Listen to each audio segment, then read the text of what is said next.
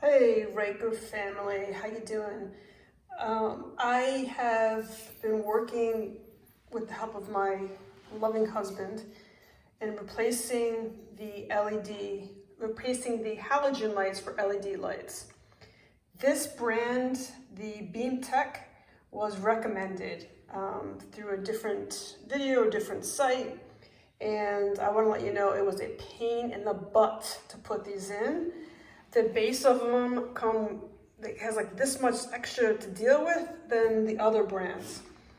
I do not recommend this, but it actually was $21 cheaper than a different brands, but you get what you pay for. It is recommended by Bill. I just call him Bill Ryker, but I think his name is Ramsey, or I'll put it down there. And in his video, he uses the T2 series LED headlights. I recommend that. Spend the extra money and save yourself a huge headache. This is a tough job. It's hard. If you can have someone do it for you, it's probably better. We did it, we muscled through it. After an hour, we were done, but we ended up taking pretty much most of the bike apart to get this done. So it is complicated. It's not as easy as other videos make it look, but here we go. Okay, I am replacing those ugly halogen light bulbs for LED lights. And as always, I will put the link below.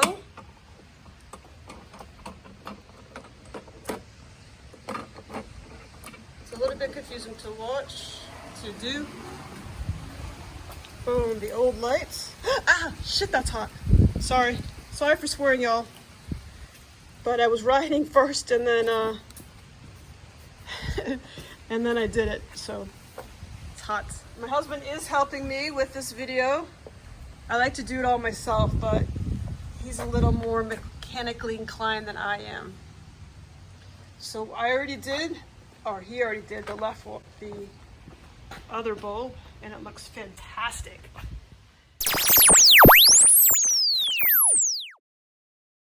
Nice clean install.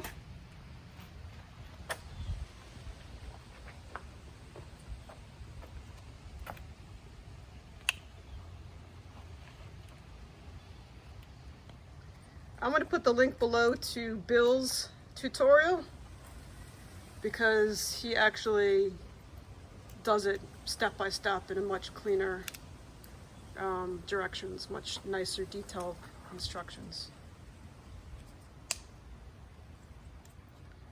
Wow, that was fast and quick. That's because it's our second one, so we already know what we're doing. The first one was a little bit of struggle to figure out how all the pieces work and connect. And now, the hardest part is getting your fingers in this tiny little area, which makes it a little bit tough.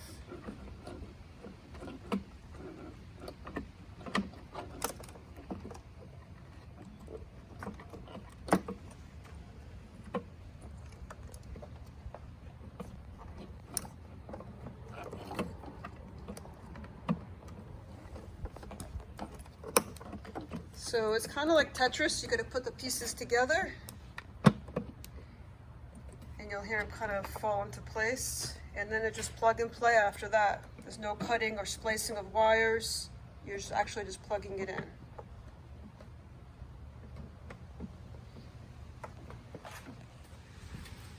All right, we've run into some difficulty on the right side headlights. It's taking forever and very difficult to do.